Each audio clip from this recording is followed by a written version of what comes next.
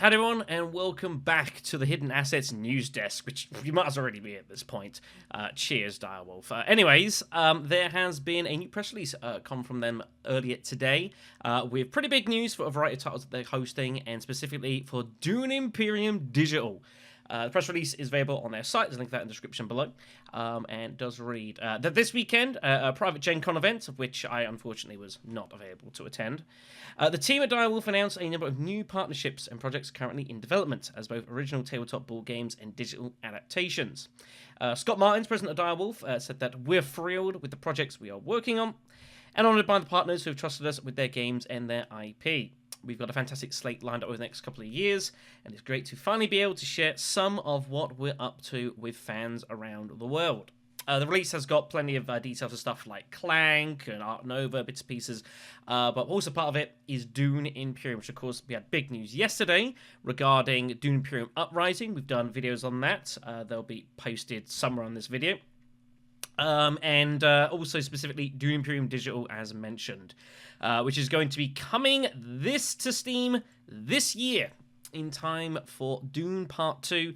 It'll feature an all-new digital board game organised event system for tournaments, leagues, and leaderboards. Also a little bit of extra news as well regarding Dune Imperium Uprising. Just a bit more information on it. They will introduce a 6-player team, play as Paul Atreides, facing off against Emperor Shaddam IV in a 3v battle for the fate of Arrakis, will be coming to fall with the release of Dune Part 2.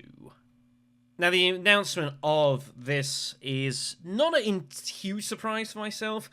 Maybe slightly surprised they haven't done this already, but it's clear that Dune Imperium is still gaining a lot of traction, and obviously noticing that both of them are making clear references to trying to base their releases around the second film is both pretty obvious, but also makes a ton of sense. You know, the movie is probably going to be pretty good. It's going to be watched a lot of people, and if there's an opportunity to try and bring more casual people into this sort of kind of realm, it makes perfect sense.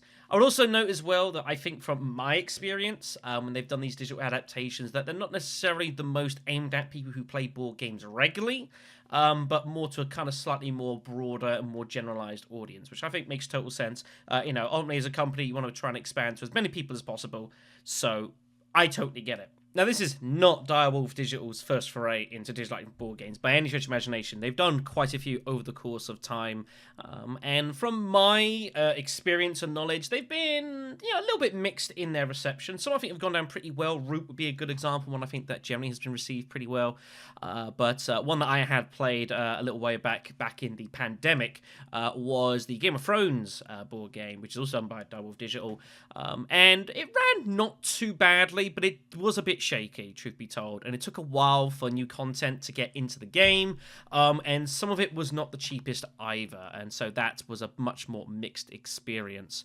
But obviously this is very, very kind of big news in regards to us.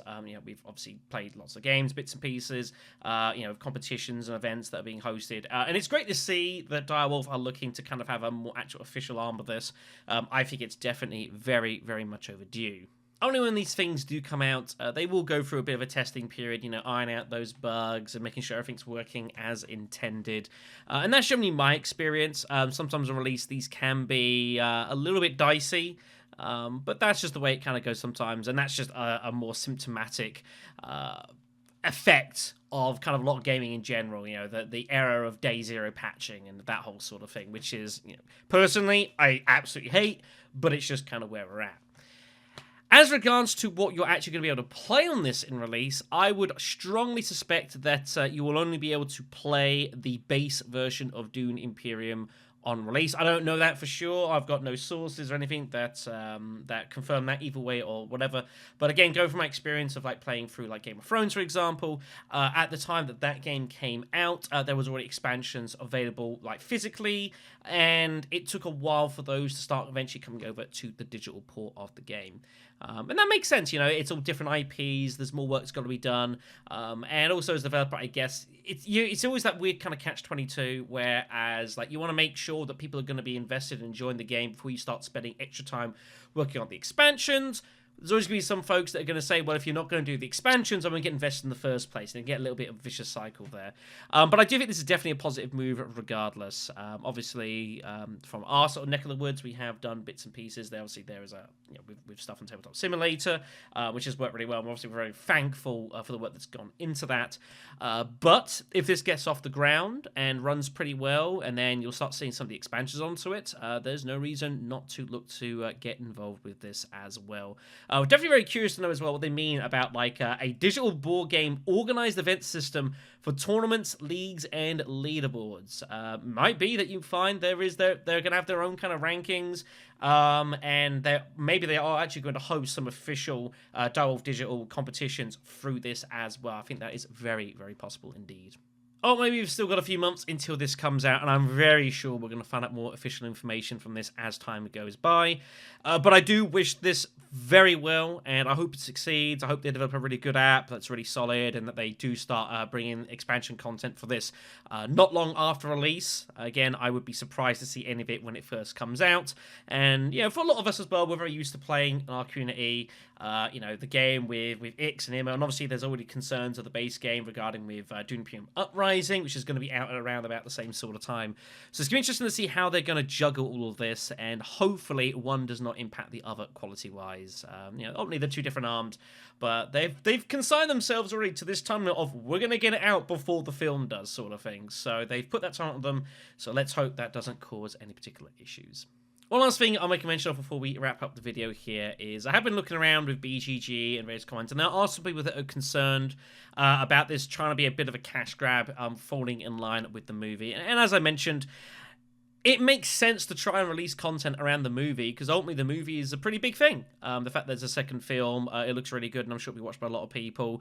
And if you're in the world of business, why wouldn't you want to look to tie in some content with that release? It might not have officially nothing to do with you, but it's still the same universe and still the same sort of generalized lore. So it makes total sense to tie in bits and pieces with that. We'll have to see how things play out, though, but I'm optimistic, and as I say, I hope wish them for the best. Anyways, that's going to be it for this video, so thank you for listening. Definitely curious to know what you guys make of Dune Imperium Digital, as well as obviously the thoughts on Dune Imperium Uprising. I will be doing a stream on YouTube very shortly, if it's not already underway, where I'm going to be fielding any questions folks have got for all the news that we've had over the past couple of days for Dune Imperium, and getting an idea of people's thoughts of where the game's kind of going, the direction everything's going to take, and how that's going to impact things as a whole. And I might even play a game with Dune Imperium on the side. You never know. Anyways, take care of yourselves, everyone. Have a good week, and we'll see you very, very soon.